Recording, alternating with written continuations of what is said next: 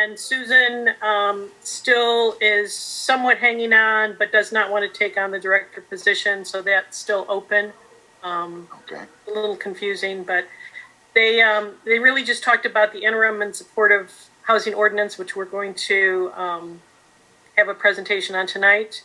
PFPS, which is front and center on everybody's mind. Those were the two main things. Okay, perfect. And the other items, we had a tour. We were invited to do a tour at Zoe International property over in Escondido, which we did last Saturday. And Dulce Farms, I believe that may be the project that's intended to take place on Davenport Road. Is that correct?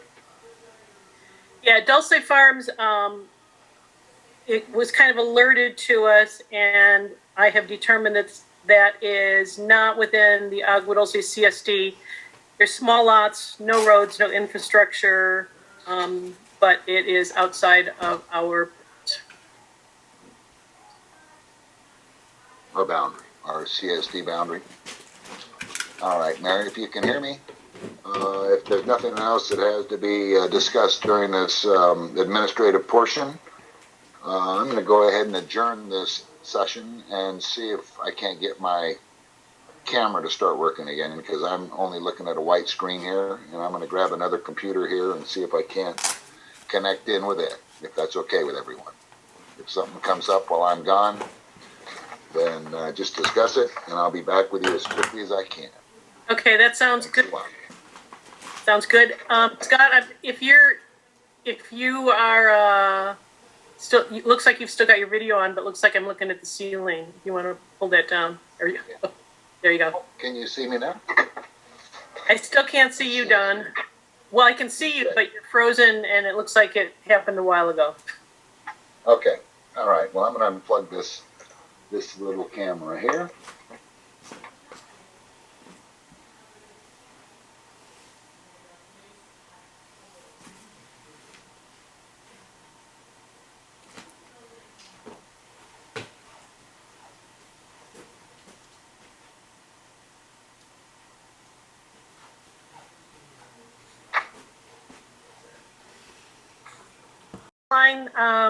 Jumped in and did the Pledge of Allegiance.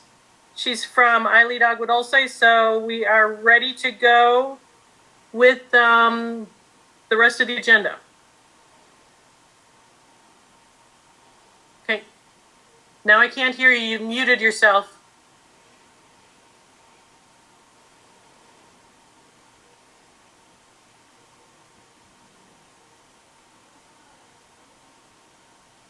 Okay. Be back now? You're back now. All right, perfect. Okay, so where do we pick up at here? Okay, so you did the flag salute, and now we're at to what portion? Do we want to jump in with Deputy Martinez right here? Yeah, did we go over the fact that we're trying to keep the reports, even though I'm taking up the whole meeting, can we keep them short? So let's go with Deputy Martinez. Hey guys, so I'll keep this real short. We had part one crimes for the month of February. We had 8 other property crimes, and that was a stolen license plate, 1 domestic violence, 3 auto thefts, 2 noise complaints, and yeah, it's Stephanie. I think in the interest of time, unless there's specific questions, and it might be best afterwards if I discuss Gardens of Paradise, but I would prefer to defer to our presentation first. Okay, perfect. Okay, and everybody else is all right with, as far as the Assembly District, Senate, and Congressional District, wait until after the presentation, is that correct? I haven't checked with them. Javier and Jackie, I think you are, Jackie Owens, are you okay to hang around to listen to, or do your presentation after the interim and supportive housing from Department of Regional Planning? That's fine. I can wait. Is that okay? How about Javi?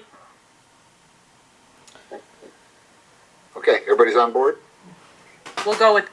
Okay, great. Now at this time, we'd like to have our presenters give their presentation regarding the interim and supportive housing ordinance. Good evening, everyone. Anderson with the Regional Planning Department. I am joined by Tina Fung and Bianca Siegel, also from DRP, and I will be presenting an overview of the Interim and Supportive Housing Ordinance. After my presentation, the Department of Public Health will present on illegal wastewater dumping enforcement and their efforts in response to the board's related motion from December. And then after that, we are happy to take questions. We also have staff from the Los Angeles Homeless Services Authority, Public Works, and the Sheriff's Department with us tonight to answer any questions you may have related to their work related to the ordinance. So now I will dive in. The goal of the Interim and Supportive Housing Ordinance is to encourage the development of housing for people experiencing homelessness and to support temporary vehicle living. The ordinance is in response to the county's homelessness crisis, as well as state legislation that regulates local government review of shelters and housing. The board initiated the motion in 2018, and since then, as you all, I'm sure, are well aware, the homelessness crisis has worsened. The 2020 homeless count for unincorporated communities in SPA 1 is approximately 1,500 people, and all 1,500 were unsheltered. Wait, let me do, there we go, that's better. So there are many policy components to this ordinance. I will present them in the sequence listed here by topic. Before going any further, we thought it would be helpful to clarify what we mean when we say by right. A by right development is exempt from the California Environmental Quality Act, or CEQA, and no public hearing is required. However, development that is permitted by right still must comply with zoning and land use regulations, as well as building code, fire code, and other applicable codes. So let's start with shelters. Shelters are currently allowed by right in several zones in unincorporated communities, totaling over 30,000 parcels. But when we looked at the data more closely, we found that there was a mismatch between need and shelters in the unincorporated communities of the 5th District. As you can see from this table, there were no shelters to accommodate the unsheltered people in the 5th District. So we analyzed potential strategies for further enabling opportunities for shelters in the 5th District and determined the best strategy was to allow shelters by right on property zoned A1 and A2 where appropriate. Accordingly, the ordinance expands by right review of shelters to include zones A1 and A2 only on lots that meet certain criteria. The criteria include the requirement for a lot to be within half mile of a transit stop. We added this to address community concerns about access to services and amenities for shelter occupants. The criteria also include the locational exclusions listed here in order to focus opportunities for shelter development primarily in established communities. Since the criteria excludes areas in very high fire hazard severity zones, this provision of the ordinance does not apply to Agua Dulce. The ordinance allows accessory shelters. The concept here is that many community spaces are used during the day and could be used at night with minimal or no disruption to the primary use. The ordinance allows the county and nonprofit organizations, including faith-based organizations, to establish accessory shelters. So, for example, an existing church will be able to have an accessory shelter on their property in the zones listed here. The key is that the property must have an existing use that is not residential and that the county or a nonprofit must be involved. The ordinance additionally revises development standards for shelters, imposes a 60-day review timeline for by right review of shelters, and exempts by right review of shelters from planning fees. So I just discussed what the ordinance does for shelters. Now I will discuss what the ordinance does not do for shelters. The ordinance does not allow shelters of unlimited building size. New construction of shelters is subject to the development standards that apply to all buildings in a particular zone or land use category, which includes things like height restrictions, setbacks, and floor area ratio, all of which work to restrict the size of the building. The ordinance does not allow shelters of unlimited occupancy. All shelters must comply with the building code's maximum occupancy restrictions. We also want to highlight that for the last 2 years, the county has been implementing 2 sets of standards for shelters. The first set is a set of facility standards that the Public Health Department implements for all shelters.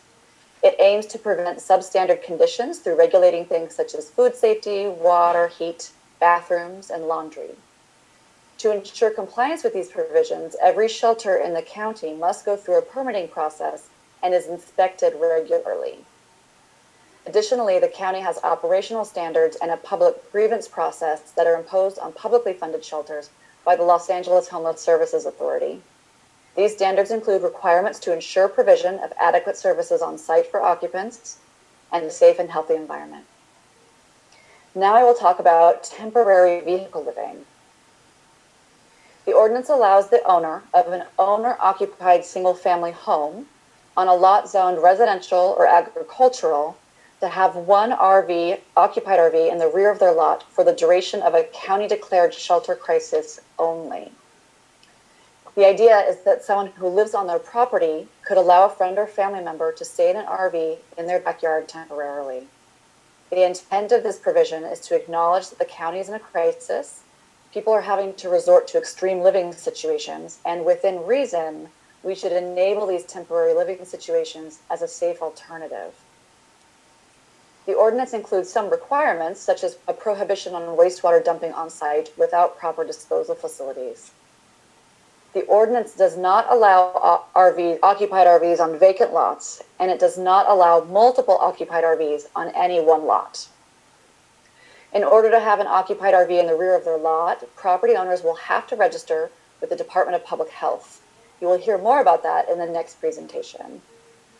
Before registering with the Department of Public Health, property owners will have to visit DRP so that we can verify that the property is eligible. Safe parking is overnight use of the spaces in a parking lot by people living in their vehicles. It is important to note that safe parking is currently allowed in existing parking lots in unincorporated communities. The county's ordinance clarifies where safe parking is allowed and the process for reviewing it, creates development standards for safe parking, and exempts applications for safe parking from planning fees. This is the one provision of the ordinance that is more restrictive than what is currently allowed by code. Lastly, for temporary vehicle living, the ordinance removes the occupancy time limit for RVs and RV parks outside of very high fire hazard severity zones. The goal of this provision is to enable RV parks as a safe place for RV dwellers, potentially easing outreach and efforts to transition RV dwellers into housing.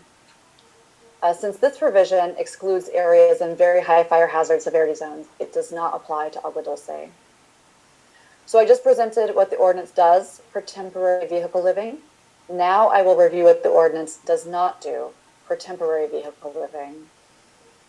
The ordinance does not allow occupied RVs on vacant lots. Occupied RVs on vacant lots will continue to be a code violation. The ordinance does not allow multiple occupied RVs on any one lot. Multiple occupied RVs on a lot will continue to be a code violation. And lastly, the ordinance is not changing where RV parks are allowed. Motel conversions have gained a lot of attention with the COVID-19 crisis and initiatives such as Project Room Key and Project Home Key, so you're probably very familiar. The ordinance expands where permanent conversion is allowed and additionally enables and streamlines temporary conversions. Since this provision excludes areas in very high fire hazard severity zones, it does not apply to Agua Dulce. The ordinance contains provisions to align with state law, including AB 2162, which mandates by right streamlined review for supportive housing that meets certain criteria in zones that permit multifamily housing and mixed uses. The ordinance also revises the code to comply with state law related to housing for specific populations. So public hearings on the ordinance were held in July of last year at the Regional Planning Commission and at the board on November 10th. The board indicated intent to approve with a minor revision, and the ordinance is expected to be back at the board for adoption in the next month or two. This slide includes the contact info for the Housing Policy Section team, which I'm a part of. and zoning enforcement, in case you do not have them already. That concludes my presentation. I will now turn it over to Maurice Pantoja from the Public Health Department for his presentation, and I'll stop sharing so that Maurice can do that. You hear me okay? Yes, do you want to do another little voice check, Maurice, to make sure we can hear you? Yes, can you hear me okay? Yes. Yeah. Good.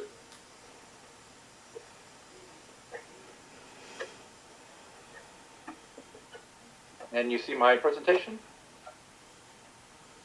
Yes. Okay, very good. So thank you, Heather. Good evening, everyone. I'm Maurice Pantoja. I'm with the Department of Public Health, Environmental Health Division. I'm joined today by Harry Hirschtek and Michelle LeCavalier, and we're going to go over the role of public health with RV wastewater discharge, specifically with this ordinance, and also dealing with general enforcement complaints. Okay. Really briefly, the role of environmental health is the protection of public health and the environment. We conduct inspections and complaint investigations, along with performing plan reviews and approvals to ensure compliance with applicable state and local requirements. Environmental health is mostly recognized for our food inspections. However, we do regulate a wide array of businesses and address many issues. This ranges from multiple family dwelling inspections, swimming pool inspections, ocean water quality monitoring, and solid waste facility monitoring. In the Northern County, residents also interact with environmental health for well and septic system permitting. For tonight, I'll be discussing safe RV wastewater disposal under the Interim and Supportive Housing Ordinance and our response to RV wastewater complaints in the North County.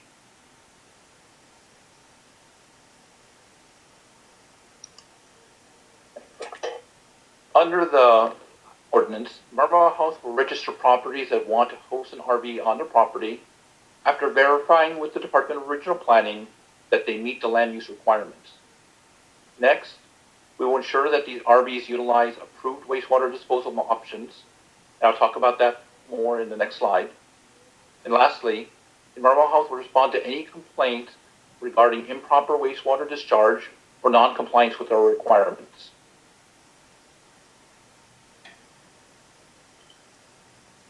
To be registered in this program, property owners will have to identify an approved method for discharge of their RV waste.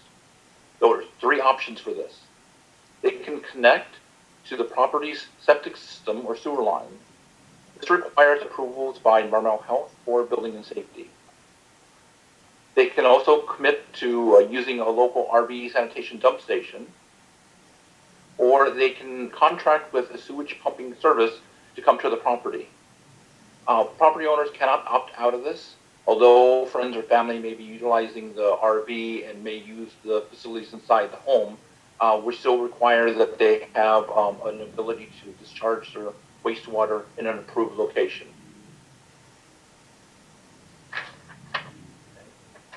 Any complaints about RV wastewater discharge will be investigated by the local environmental health office. If they confirm a hazardous condition, they will issue a notice of violation to both the property owner and the RV operator. Stay in communication with the Department of Regional Planning and coordinate any enforcement actions. If we're not able to gain compliance, we'll refer the case to the District Attorney's Office for legal action. Since this enforcement action or path can take a long time, we'll soon be implementing a new tool available to us. We're working on procedures to issue administrative citations or fines to both the property owner and the RV operator. This should help lead to quicker compliance. Okay. We're also aware that there's a number of concerns regarding RV use in for dwelling units in the Antelope Valley. This table shows which county departments have the authority to address the different complaints. For unapproved use or location, or when RVs are used for rental, the RVs are in poor condition, those are handled by the Department of Regional Planning. if there's wastewater discharge on a roadway, if there's noise complaints to the generators, or the RVs are illegally parked on a vacant lot, trespassing, that will be handled by the Sheriff's Department. Environmental Health will handle the wastewater discharge, as we discussed. And then electrical wire connections or fire hazards will be handled by Building and Safety or Fire Department.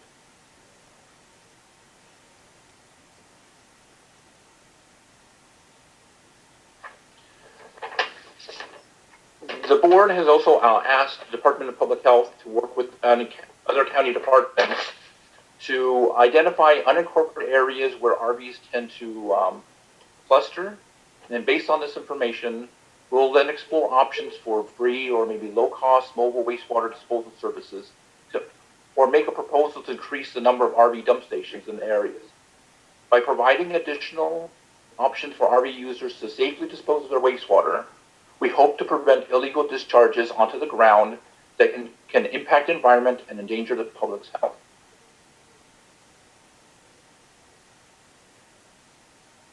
To contact Environmental Health or make a complaint, you can reach us by phone, email, or our website.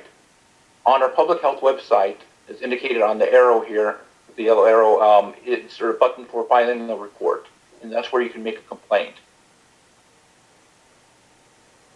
And then if you have very specific questions about the interim support and housing ordinance, wastewater disposal approvals, contact our land use program directly at the number on the slide. With that, I'm going to turn it back over to Heather and stop sharing my screen. Thank you, Marie. So that concludes our presentations. And I just wanted to mention before we go into a Q&A to remind everyone that we do have additional county staff here from Los Angeles Homeless Services Authority. We have Kim Barnett here, and from Public Works, we have Patrick Holland, and from the Sheriff's Department, I believe we have Deputy Carrillo, and maybe Sergeant Airhorn. So with that, I'd like to open it up to questions, if that makes sense, Mary. That was the plan, right? Right. And Dawn? Yes. Okay. So what the questions are?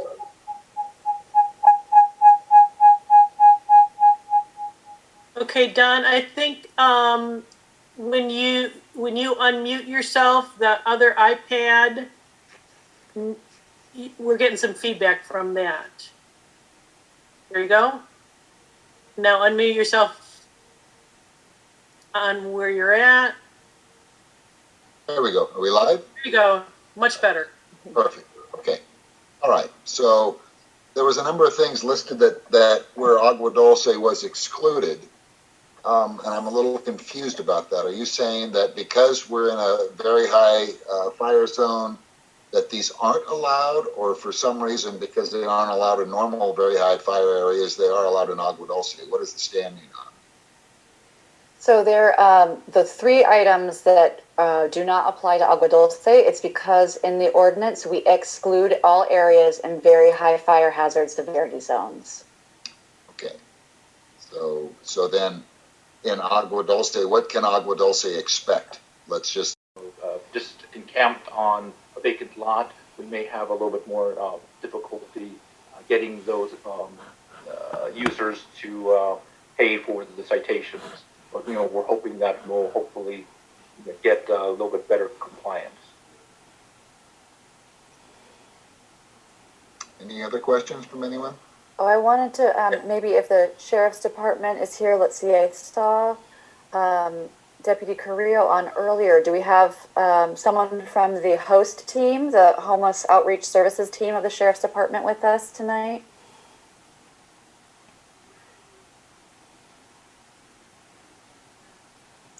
Heather, I kind of have a good understanding of what goes on with them. Deputy Martinez, I'm the resident deputy for the area. Okay, great, thank you. Most of the time when we have like a vacant lot like this, one, we're going to try to identify the property owner.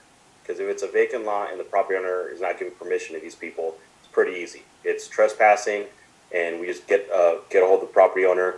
They do a letter of agency, or they come out, and we go ahead and get them to get off the property, or they get arrested for trespassing. We have a very good relationship with the Hope team. They come out. whenever we do encounter a homeless encampment, and they offer them services. There's different agencies that come out and they'll like see if they need a driver's license, help getting their SSI money, or services of that nature to get them going into the system so they can get off the street. Same thing if they're like a veteran or something like that, and we can get the VA involved. So there is a lot of components that are to our disposal, and that's one of the good things being such a large department. We do have a lot of facets, and that's part of the reason, Don, why we don't have a big issue of like an encampment, because the community is very active, and as they come up, like the Bee Canyon incident, it took a couple of weeks to track down the property owner because it was a company, but once we got a hold of them, we were able to get everything on board. They didn't have permission to be there, and they've already issued citations, and they're on their way out. So, Okay. Don, Lou's got his hand raised. Yes, Lou. Hi, this is Lou Vince. I had a question for, I'm sorry, I didn't catch the name. I think it was Heather. Those are both good presentations. Thank you very much. My one question, my one point was I heard it in there somewhere that something in regards to the RV or the shelter maybe had to be within a half mile of public transit. So I was wondering what that was and how that would work with Agua Dulce, because we don't have any public transit. Thank you. So yeah, no problem. Thank you, Lou. The half-mile transit proximity is basically for eligibility for shelters in A1 or A2. So again, that provision doesn't really impact Agua Dulce because we also exclude very high fire hazard severity zones. But in other areas outside of very high fire hazard severity zones, if the property is outside of all these other locational exclusions we're using and it's on A1 or A2, a shelter could develop there if they were within half mile of a transit stop. But again, it doesn't apply to Agua Dulce. Okay, understood. Thank you. Okay, Don, now Summer.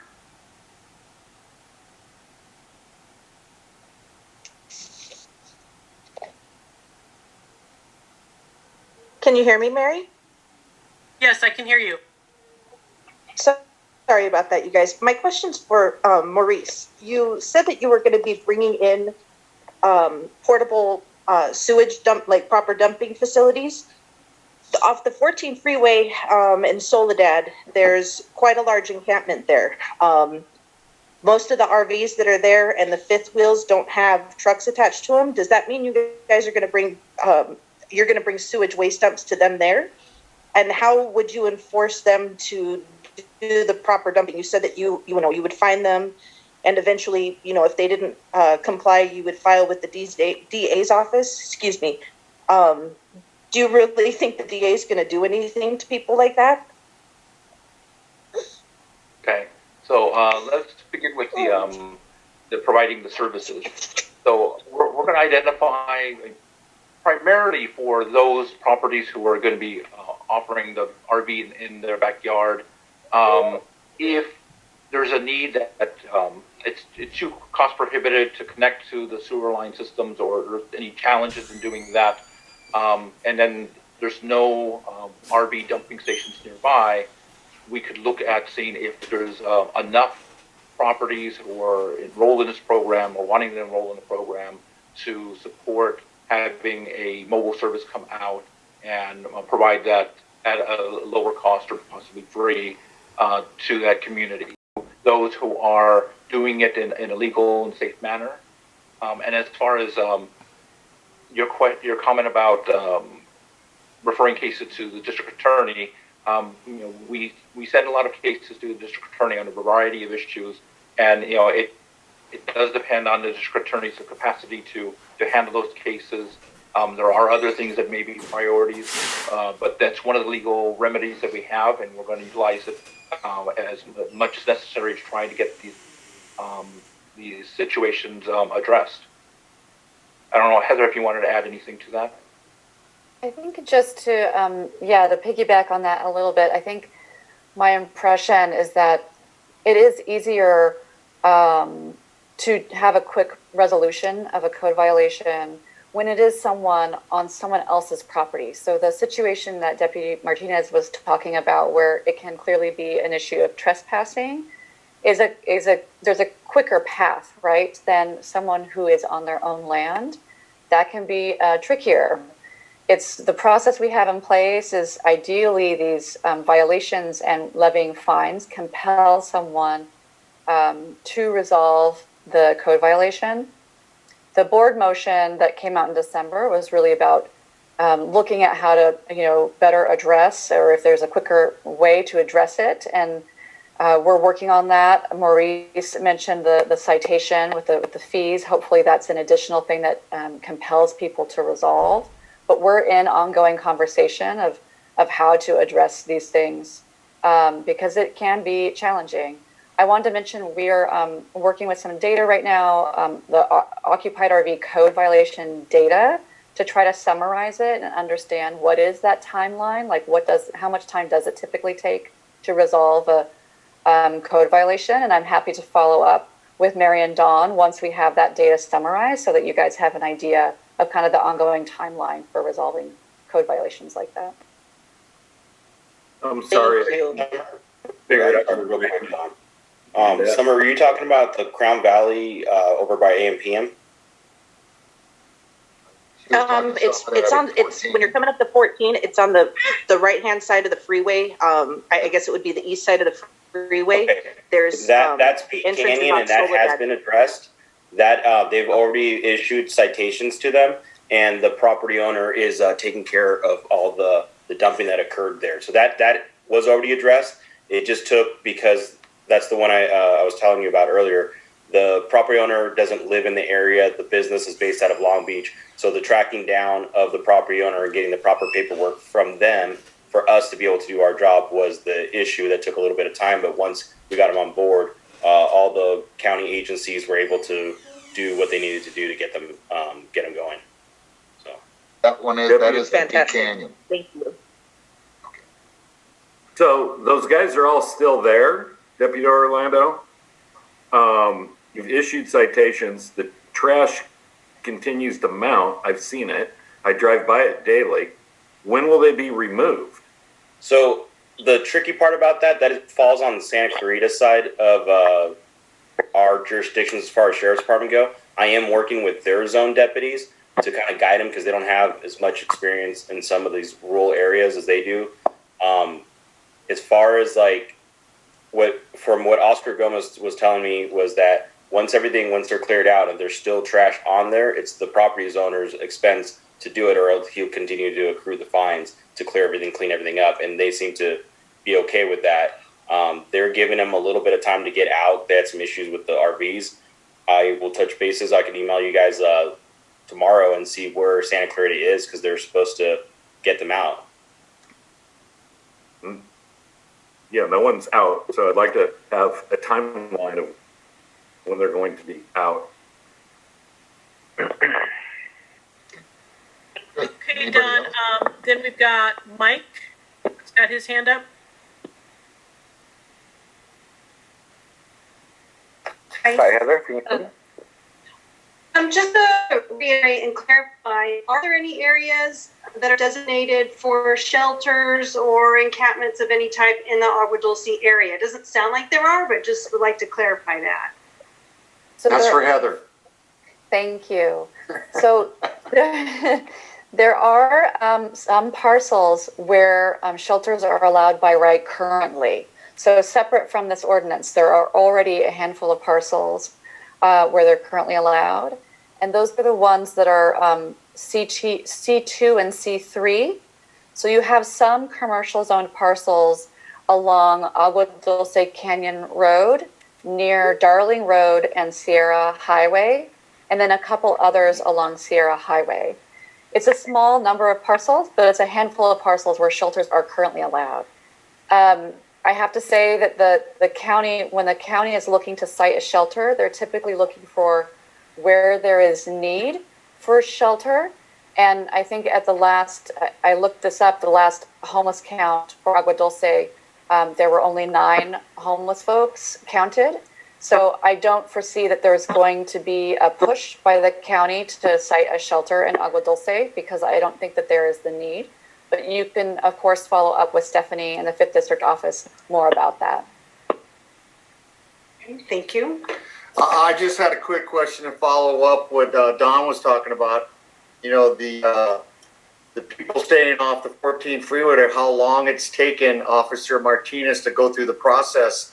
I think what we're concerned out of here, homeless seem to migrate.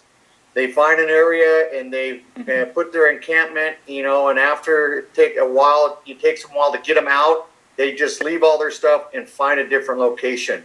I think that's what our concern is here, is that there might be a vacant lot where they can drive onto, start setting up in an encampment, and the process is, it may take, you know, the camp off the freeway, it has been there a couple weeks, it's been there months. And that's what we're concerned with, that is going to migrate, you know, into our location out here. Hey, Any Mike, thoughts on that, Officer Martinez? Mike, hi, it's Stephanie English from the supervisor's office. We absolutely share your concern. Last I heard Deputy Martinez, that property owner was working with those individuals, but I do understand that things like this can get unnecessarily delayed. So we will definitely follow up with Santa Clarita Station. And I do have the contact for the owner, Orlando. I think you have that as well. I think it would be valuable for us to work directly with the property owner and make sure there's a concerted effort. As it relates to future encampments, you have our support to garner all the county resources to deal with those issues. And I think Mary and Dawn can validate that we share this concern, and our office here locally is proactive in trying to assist. All right, thank you very much. I appreciate your help. Thank you. Hi, Heather, can you hear me? Yes, I can. Yes, hi, this is Deputy Carrillo from the Los Angeles County host team. I just wanted to reiterate a little bit what Deputy Martinez said. As far as the RVs out there, are they accounted for as far as someone's keeping a track of where they're at? If not, just to remind the residents, they can dial 211 as well, get a hold of Deputy Martinez and relay that to the host team if it's, you know, a large encampment or such like that. Also, another thing on property, you said there are a lot of vacant lots. We like to tell a lot of property owners either you get some sort of fencing, a wire, put some no trespassing signs, so it's easier and better for us and the Deputy Martinez out there to do something about trespassing. Now, if you just have an open lot and people are just going on that lot, you know, it's not gated, it's not fenced, what have you, and it makes it a lot better for us to use certain tools that you have that proper signage as well. Great. Thank you. Mary, is there anybody else? I don't see any other hands raised. Summer, I've got, maybe you're on again. But if there's anybody else who wants to weigh in on this.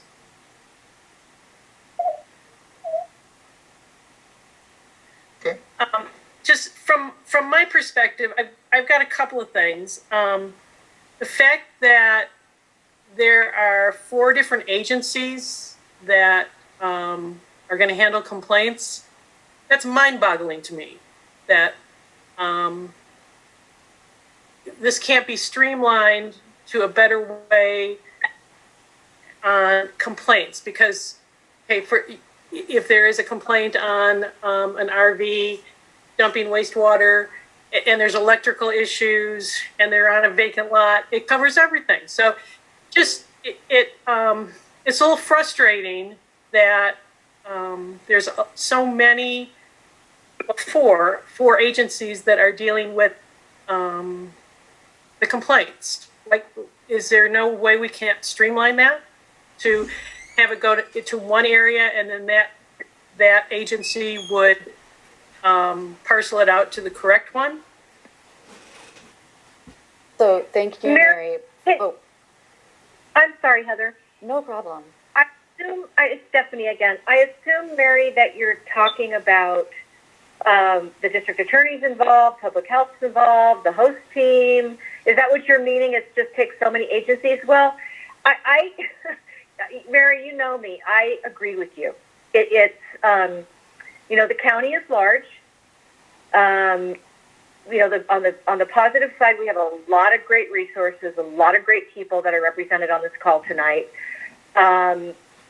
But you know how our office operates, and we don't like those lag times either.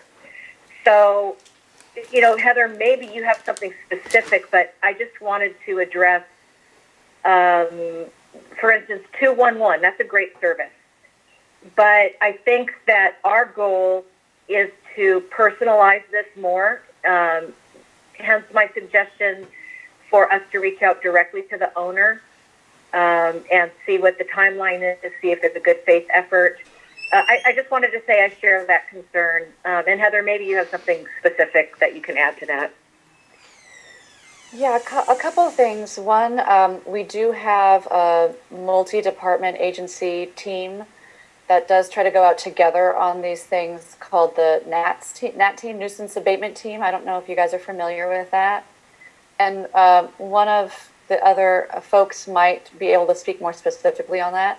I'm not saying that that's the answer, right? Because we understand that there's still some issues with lag time. But that's kind of a foundation that I think we can potentially build on.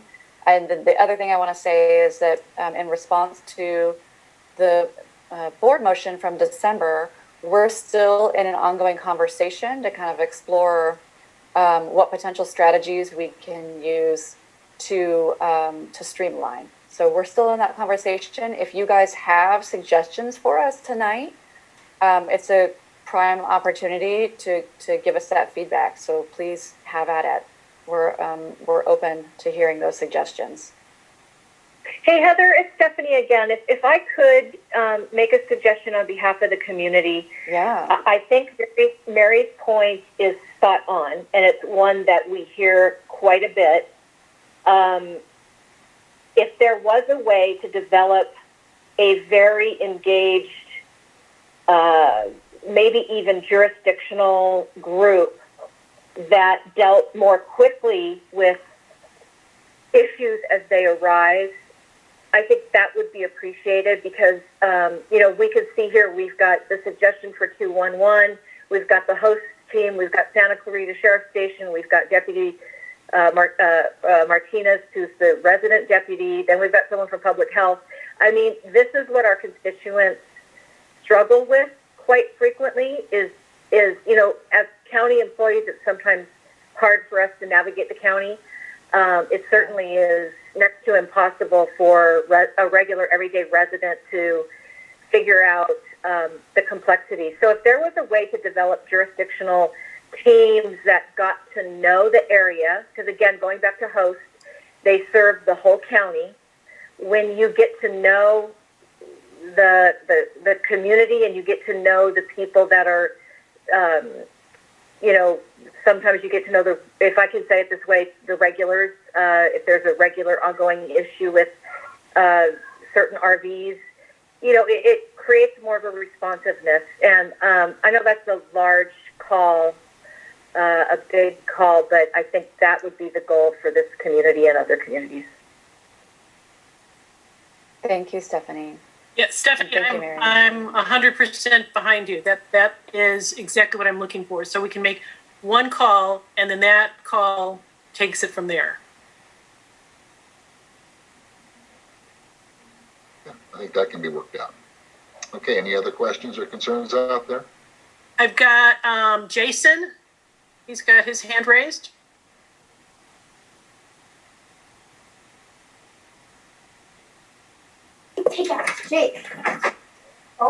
Yeah, hi. I'm not sure if this is the time to speak about Cali Lake, but it's definitely part of the problem. I mean, we're talking about RV dwellers. Hi, Don. How are you? Is now the time? It's my first Zoom meeting, so I don't know if. Well, I think, that's really not classified under the interim housing ordinance. However, that is a park that as far as I know, they are allowed to have full-time RVers there. Did you have a question toward this new ordinance or toward what your concerns are down there?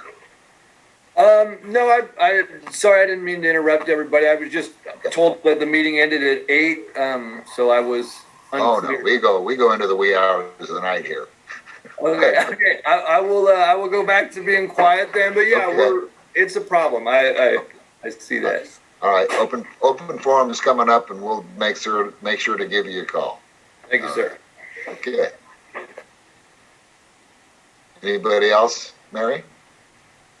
I don't see anybody, but I did have one more thing about when you're permitting an RV on a lot.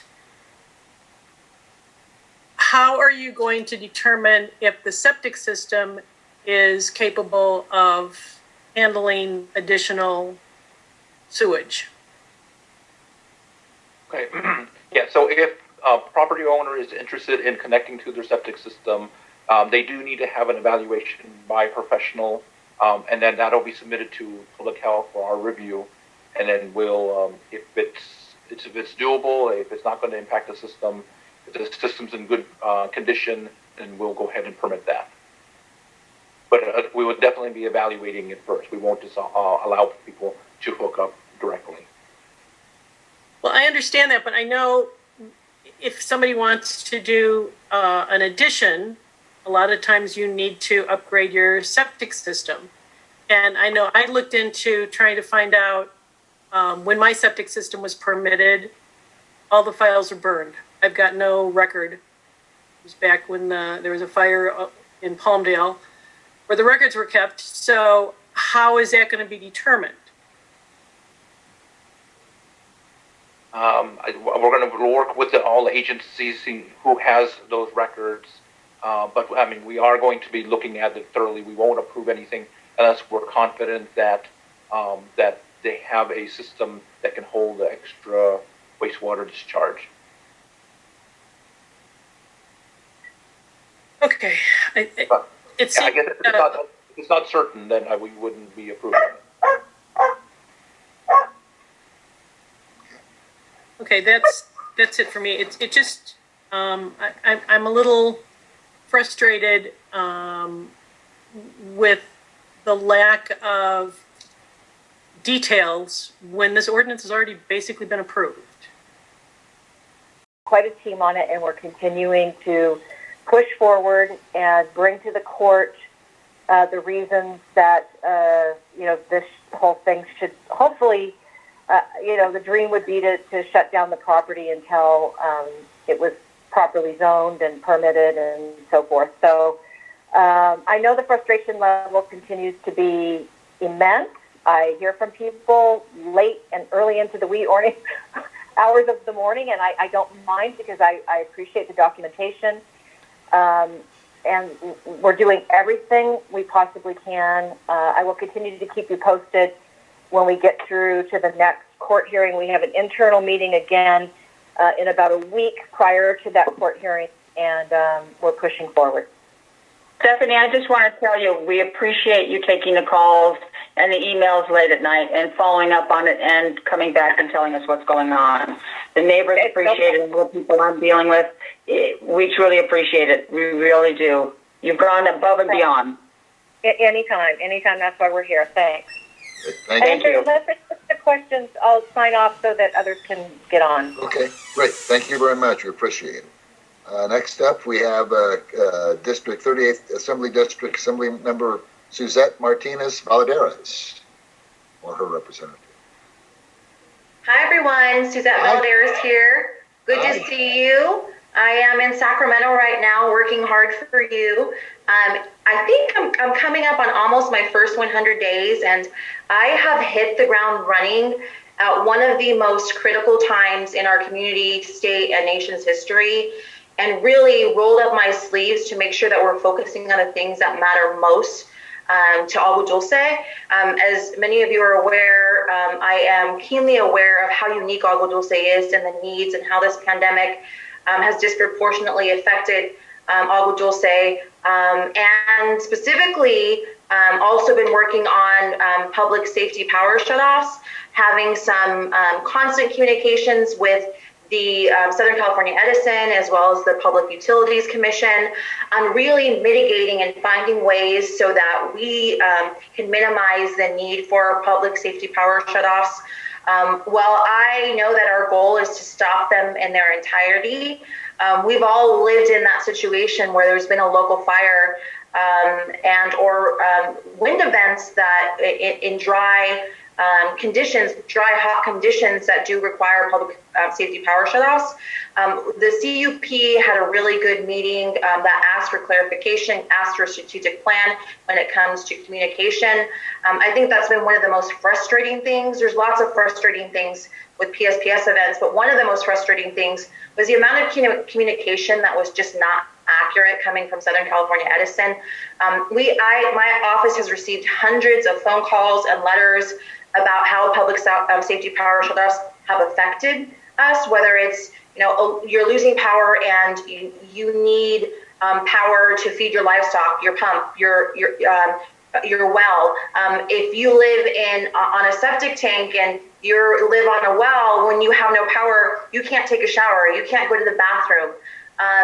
In addition to just being cut off from the world, I've also I'm on the Communications and Conveyance Committee. So I've been dealing with telecoms, talk to AT&T and some of our other cell providers to ask them what they are doing to ensure during public power safety shutoffs that our cell towers are still working. Sometimes that's our only lifeline of communication with what's going on and for receiving updates. So it's an issue I've been committed to tackling.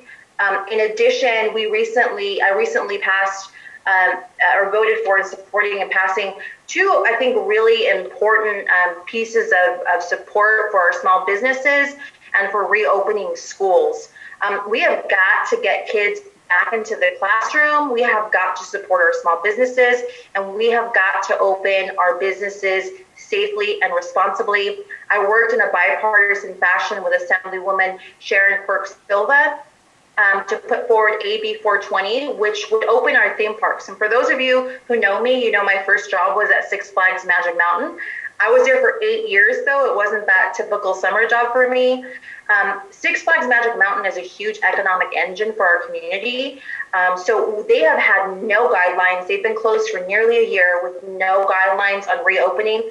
Because we worked in a bipartisan way to put forward this piece of legislation, the Los Angeles County Board of Supervisors unanimously voted to support this, along with a multitude of other local entities, cities, counties, special districts, business organizations. This piece of legislation was the catalyst for finding a pathway for so many of our other industries, theme parks, sports arenas, small theaters, really setting the guideline for reopening. I am wholly committed to being your representative. I didn't know if we wanted to take any questions. I am on 10 committees, so I don't know who told them I like to work up there, but I'm on higher education, arts, entertainment, sports, tourism, and internet media. I'm on the budget committee. This really gives our community a unique opportunity to have a voice in a lot of different areas that affect us. So it's a lot of work, but I'm excited about it and really looking forward to continuing to have conversations about how COVID has impacted our community. And outside of COVID, how some of the issues around homelessness, around the high cost of living, wildfires, all of these issues that are existed before the pandemic are affecting you, and how I can help better represent our community's interests in Sacramento. Thank you, Suzette. We appreciate your passion. Does anybody have any question for Suzette? I'm sure there's many out there, but they're probably just going to hold it because they know that we're short on time. But we appreciate you taking the time to stand by and share with us what you're involved with. Of course, thank you. And Javier put our information in the chat box for you. If you guys want to get a hold of me, please, my door is always open. Great. Thank you very much. We appreciate you standing by tonight. Thank you. Okay. Next up, we have Senator Scott Wilkes' office. I don't think anybody from their office is here, but we do have Jackie Owens from Mike Garcia's office. Okay. Is she up next? Hi there. This is Jackie from Congressman Mike Garcia's office. Hello. It's a pleasure to meet all of you tonight, and I know time is limited, so in the spirit of introduction, I just wanted to briefly put a face to the name, and I'm located in the Palmdale office, and as you may know, Congressman Garcia's office is able to assist you with any federal agencies, IRS, SBA, and on and on and on. But he has been an incredibly busy man. He's up in D.C. right now. I don't know if you're watching everything going on in D.C. You probably are having a hard time keeping your dinner down if you are watching the news while you're eating. I don't recommend it. But I am going to give you a link to his website because he has sponsored a number of bills, and he has co-sponsored as well as voted on a number of issues. But it's Mike Garcia. Okay. MikeGarcia.house, HOUSE.gov. It's a tremendously helpful website. You'll be able to see what he's voted on, press releases, and things like that.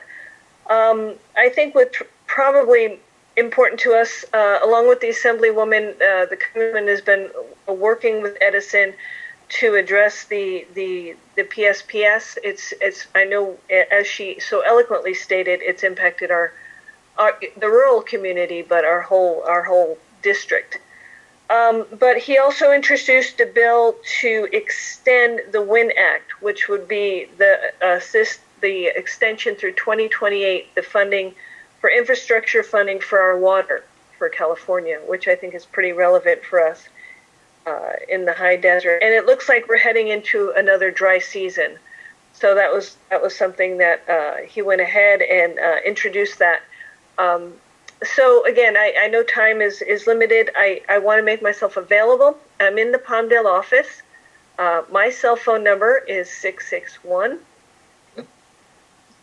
661-289-6108. And we have 3 offices. Our Palmdale office, which may or may not be closest to you, and then we have the Santa Clarita office, and then a Simi Valley office. So I'd be glad to be your point of contact in anything we can do to help you out. Thank you for your time. Well, we appreciate you being here tonight and appreciate your support. Thank you. You're welcome. Okay, so that concludes the reports, if I'm not mistaken. You got any other reports on there, Mary, that need to be covered at this point from the different offices? I think no, it looks like we've got everything covered. Okay. At this point, we need to talk about SB 5, which is Senator Wilk. SB 5 or SB 55? SB 55, I'm sorry. 55, yeah, that's a concern. It's a big concern. Does anybody who's at this meeting have any information as to which way that's headed? Because that's very concerning for us in Agua Dulce. Anybody? I don't think there's anybody left. I know it was a similar bill was brought up last year by Senator Stern. He's the one who has put it out again this year. And it basically stops all development, no houses, no nothing in Agua Dulce. All right. As Heather was saying, you get a break because you don't get the shelters because we're very high fire hazard zone. But if this SB 55 goes through, you can't put an addition on, you can't put in a pool, you're not going to be able to do anything.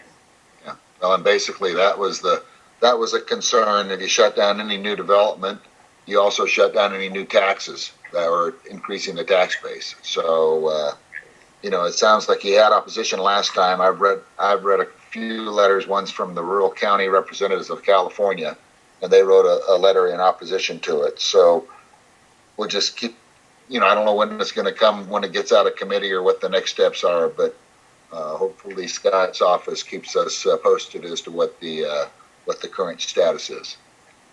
Hey, Dawn, it's Stephanie. I just add really quick that the supervisor is aware of that effort, and we had a conversation with Local 1014 Fire Department about that effort, and it's on their radar as well. And of course, it's good that you keep the conversations going with your state electeds. Great. Thank you much. Okay. All right. Well, at this point, we're into, looks like the president's report, and we have no incoming correspondence for action. We have incoming correspondence for notice.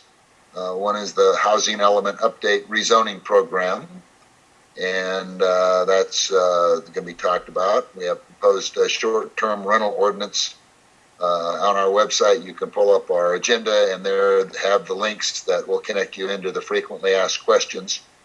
Regional planning has a number of plans filed for different addresses around the area here. If you're interested in those, you can go there and check them out.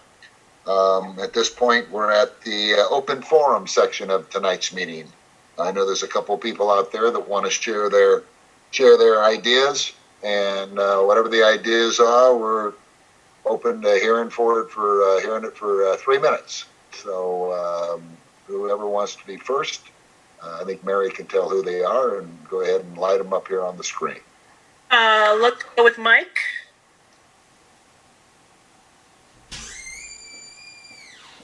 No, am I unmuted? Am I on?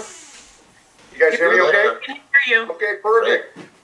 Hey, nice to meet everybody here. This is like the other gentleman came on here a little bit to get my first Zoom meeting.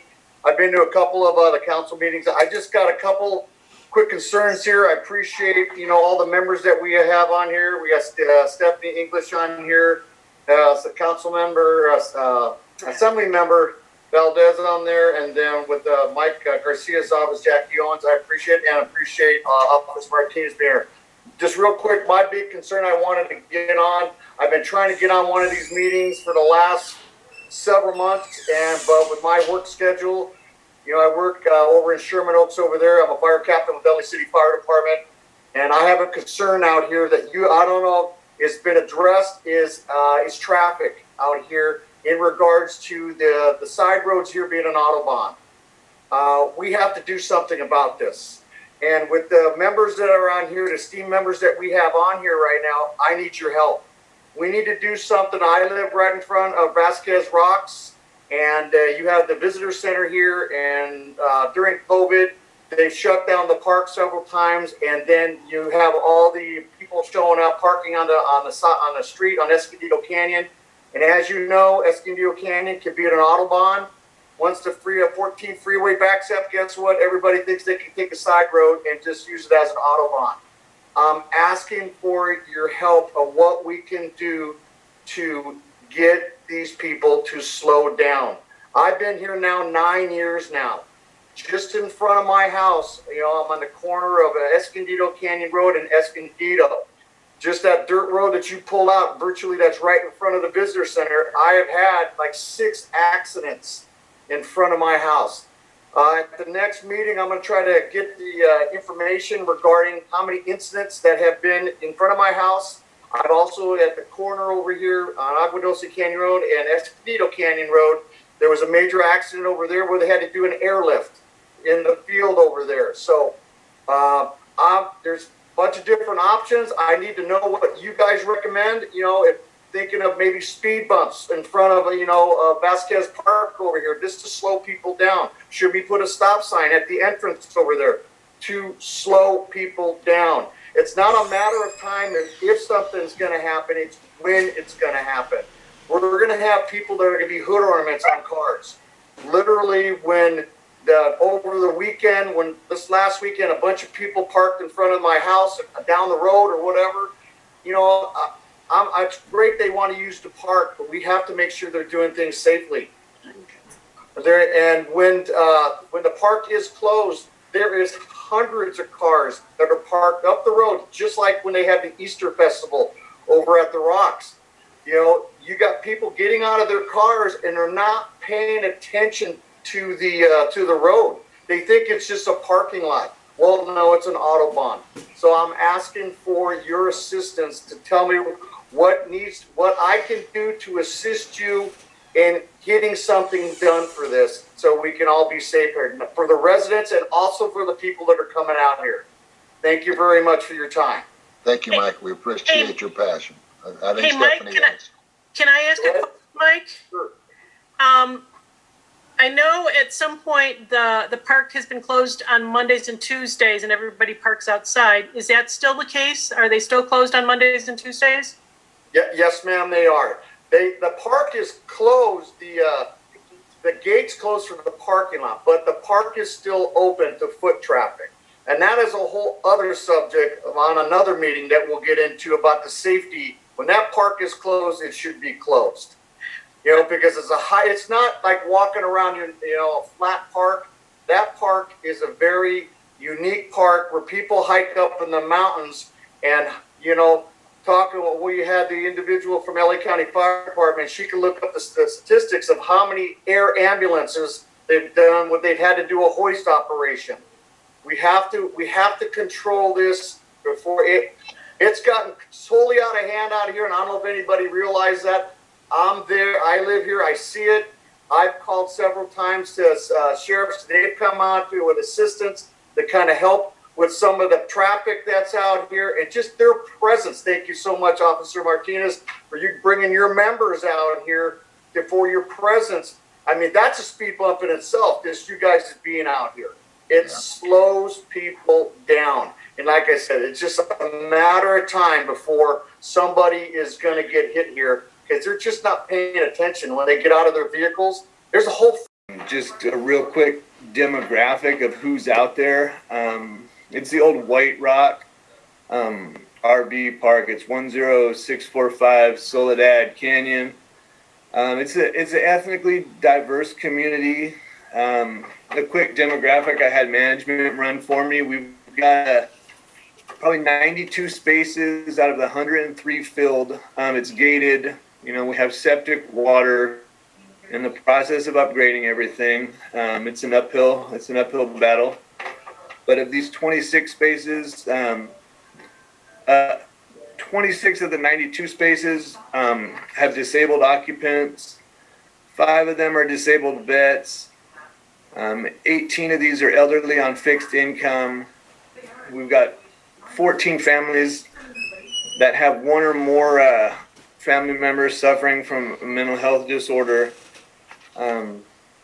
Of these 92, I would say 55 of these tenants are fiscally at risk of being homeless. If the park does have to scale back to 47 sites, I gotta apologize for my ignorance. I know ignorance is not an excuse at stepping into the meeting earlier, but I mean it's a problem, and I felt the need to speak on it. It was out of turn, but there's a reality that if we don't get our conditional use permit, which regional planning has suggested, I'm here. Thank you everybody for your time, your attention, and your passion as well. Because this is not a lucrative position for any of us. I think everybody's here because of heart, and I appreciate you guys for letting me speak. And as our CUP comes up, we would just like community support. I spoke with the Women's Club with Tony Perlman, a very informative, caring woman. That community support is there. Like, I don't feel like everybody's against us. Like, I mean, my statement is, if poor people can't live in the dirt, like, where can they live? I mean, as a society, it's kind of our burden to, shepherd the weak, per se. But I don't know. This was that's it. Like, if anybody has anything to say or wanted to come visit the site, I've hauled a lot of trash out of there. I know the watershed is an issue. We had CDF out there, CDFW, Fish and Wildlife, and they were raving. They were out there yesterday, about the natural state of the watershed. They were really excited. about that. So that was good to hear. You know, we've got support, but we just, you know, I'd like to hear what the community has to say. That's what I had to say. Well, I think, don't we need to, have you submitted for a conditional use permit? Yes, we have. The owner, Stuart Silver, this is his second park. He's got one in Wilmington that is slated as a betterment program, and this park was supposed to be something different. He wanted a park he could bring his friends to, but then the reality hit in. He'd have to kick all these people out. So it's been a 2-year process with like an expediting company and huge monetary risk on his part and expenditures. So I think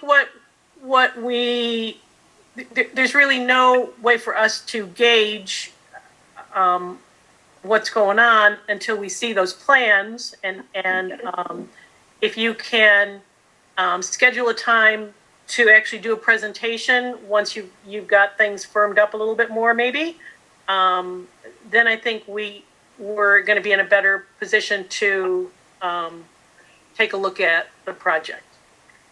Mary, hi, it's Stephanie. Hi, Jason. The Cali Lake RV Park is something that our office is very well aware of, although I have to admit I haven't gotten an update over the last year. But we were working with Stuart and continue to work with Stuart.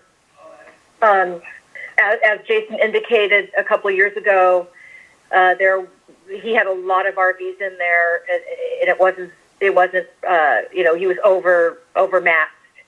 And it's a quite complicated issue. The supervisor was concerned, as Jason indicated, that we just weren't kicking people out. On the other hand, there were a lot of zoning and public health concerns. So what I will do is go back to regional planning and find out what the facts are, and would be happy to also, along with Jason, update the town council with what's happening there. Great. That sounds fantastic, Stephanie. We'd appreciate that. Yes, thank you.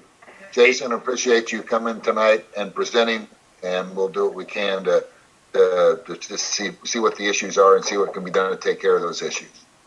Yes, sir. I appreciate your time. Thank you much. So, Mary, with the Cali Lakes, real quick, since the management took over, it's been night and day. I actually have a very good relation with Polly and all the people at the office. They have we have clickers to get in on the property, and a lot of the problems that we were having and calls that we were having to the location have pretty much stopped. So, as Jason said, there is just poverty issues definitely going on there. It's a home for them, but there's a lot of good families in there, and we've gone in there. We went in there a couple months ago for the kids. We had some leftover toys from toy drives and stuff, and it's a good community, and they're very open to us going in there as much as we can. So it's definitely, you can tell the difference in the new management for sure. Great. That's great to hear. Thank you much. Anybody else? Yes, Don, we've got Chris Udall. Okay, Chris, you're on. Hi there. Can you hear me okay? Yeah, good looking little race car there. Oh, thank you very much. Let me replace that with me. Bad looking, not so race car. Okay. So we have, we're talking about the Sleepy Valley area of Agua Dulce, which is down by La Chene. And we have just discovered a lot that comprises 6 of the lots. So Sleepy Valley was actually incorporated 96 years ago. We're almost 100 years old, back in 1925. We have a private water company called the Sleepy Valley Water Company that provides water to about 55 households. Dan O'Connor is actually on the call. He's the president of the water company. And we have a section of the community. There's a couple of areas where, as you know, we've got a lot of mature oak trees. We've got a lot of vegetation down here, and that's because the water actually comes up to the surface of the land. There are some areas of Sleepy Valley which are difficult to develop.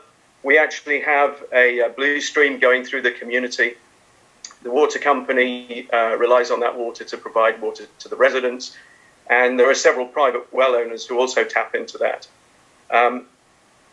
There is some of these pieces of property are very difficult to develop because they won't pass a percolation test for septic use. And you would have to spend a significant amount of money basically building houses on stilts almost to be able to construct on them. So these lots have remained empty since 1925 when Sleepy Valley was incorporated as part of Tract 7773. Back in mid-December, a single property which comprises 6 of the original lots, which and a lot here in Sleepy Valley back in the 1920s was about 40 feet wide and 125 feet long. So the property we're talking about is just east of the old Alamo Church mess house, if you like, which I think before that was a restaurant. It's on the opposite side of the street, so it's on the north side of Sierra Highway. It's about 125 feet deep, 240 feet long, and it looks like it was sold sometime in mid-December. The lot had, like a lot of lots in Sleepy Valley, some very mature oak trees on it. Over the years, larger branches had fallen down, but the trees were still alive and still growing. And probably over the period of the last 4 or 5 weeks, the new property owner has just gone in there, chopped every tree down, raised those huge oak trees that were there, the remains of them, and has started grading. The blue stream that we have, when there's lots of water, will run on the surface of the land there. Most of the year, it's actually sitting below the surface of the ground. A lot of this grading has happened and pushed debris into that blue stream bed. The water company actually owns a lot that is adjacent to this work that's been going on. There is an unused well on that active at the moment.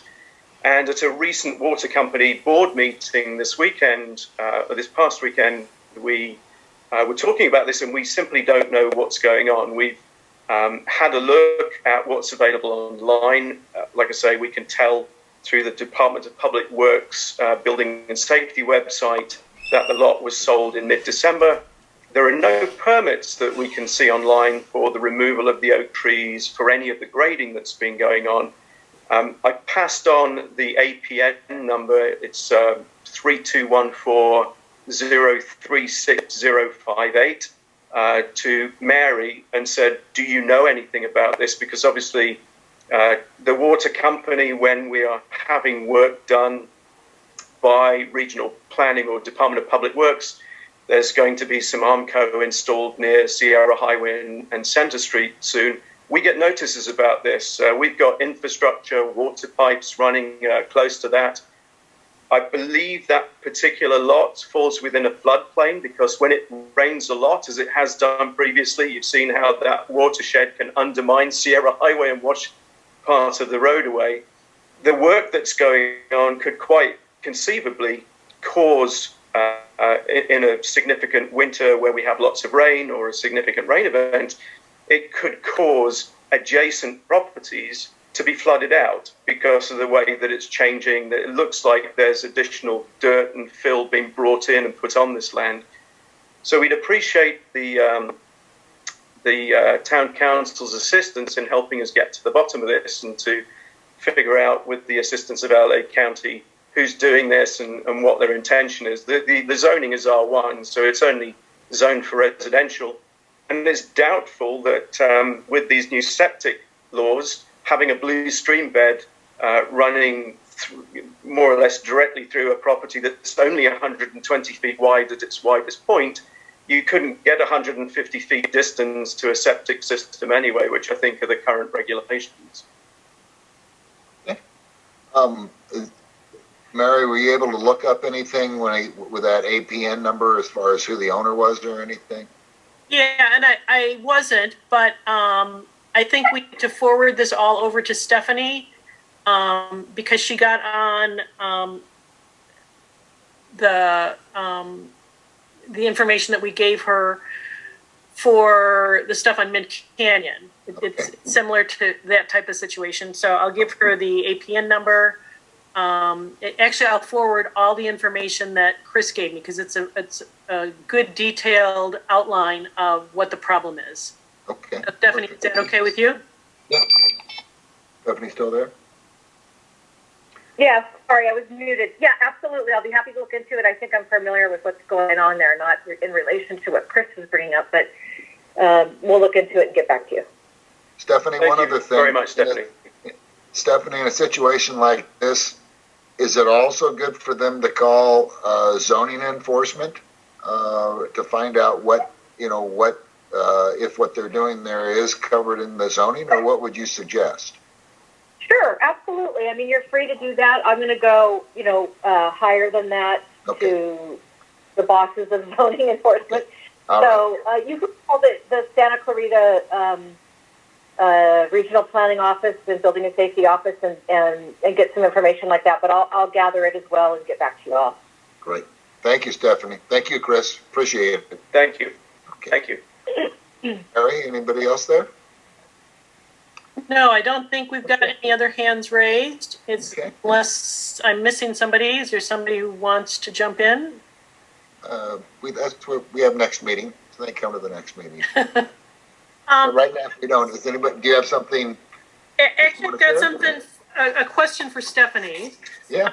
Because I think it was today that the supervisors talked about PSPS and some money that was going to go towards some of the county agencies for generators and that type of stuff. Do you know if Station 81 has a generator? You're muted. I don't. Okay. No. I don't. But I know there were several stations listed for funding for a generator. So they very well may have been one of them. Okay, I'll check with Maria. She should probably have that information because I noticed we'd gotten something from the Actontown Council on the resiliency. There was both Acton and Agua Dulce could come up with 3 businesses that could use a generator. What Acton had said was they wanted it at Station 80 in Acton and Station 81 in Agua Dulce. And if, in my mind, if there's county money that can pay for that, that should be where it goes, and that should go to something other than that. I agree with you, Mary. I think the intent of what they're trying to do is pick key locations in each community. For you guys, it might be a hardware store, a grocery store. It doesn't matter. It's what the community thinks would be essential during a shutdown. And the county should be responsible for taking care of the county. And I think there's funding. I think those are 2 separate funding arms. I could be wrong. But yeah, I think the intent of that is to have a place that benefits a community location that benefits the community. Because, you're not all able to gather and have dinner at the fire station when things are down. Right. Right. Although I hear they're pretty good cooks, so. Yeah, it's true. Yeah. Okay. Great. Okay. With that said, we have the Santa Clarita River watershed. Hold on. I see Summer's got her hand raised. Sorry. Okay. Summer, do you want to unmute yourself? Sure, I'll make it quick. I just wanted to let you guys know the Escondido off-ramp where the Agua Dulce sign was, about a month ago, we had a pretty bad wind event and it brought the sign down. I have it at my house, and there's one other gentleman in the community that's going to help me put it back up. Once the winds die down, we're going to reinforce it, not change anything, just replace the, basically the 4x4s that held it in the ground. So I just wanted to let you guys know that it's in safekeeping. It was posted on Facebook recently where somebody thought it was stolen. So I just wanted you guys to know that we have it at our house. It's safe, and it'll be put back up within the next couple weeks. Wonderful. As soon as the wind stops. Of course, I've been waiting 47 years for that to happen. Yes. we appreciate that. Right. We appreciate that, exactly, Summer. Exactly. Thank you much. Have a great night, you guys. Okay, great. All right, now we're off to Santa Clara River Watershed Area Steering Committee, Measure W. Mary Johnson. Nothing really to report. We're moving forward, and we'll be working with the watershed coordinator next month. Wonderful. Okay. I'm sorry, Dawn, I'm so sorry. Can I just add for the limited people that are on the phone now? Our office has an opening for an appointee on that committee, and it does take qualification. I mean, you have to be qualified for it. I don't know, Mary, if it would be okay if anyone was interested and if they reached out to you. We'd like to see that appointment filled, and then we can get you the qualifications. I just want to throw that out real quick. Great. Thank you, Stephanie. We appreciate it. Awesome. Thank you. Okay. How about the high-speed rail update from Pam Walter? I don't think, is Pam out there? If not, anybody have anything to say about the high-speed rail? If not, we'll wait till next time. And now we're at the committee report section of tonight's meeting. First up, we have the non-active Agua Dulce Actontown Council Ad Hoc Committee, which is not active at this time. CHP Community Advisory Committee. Candy, are you there? Yes, I'm here. There's been no meeting. Okay, perfect. How about the Bylaws Revision Committee with Lou and Mary? Nothing to report. Nothing to share? Okay. Nothing to share. How about the Election Committee? Anybody there? Rosie's not making it. I'm here. Okay. I'm here. Nothing has changed. We're still in the same position we were in November. Okay. The three incumbents that the town council that the terms expire were Don Henry, Scott Keller, and Ed Porter. And I'll make it real short.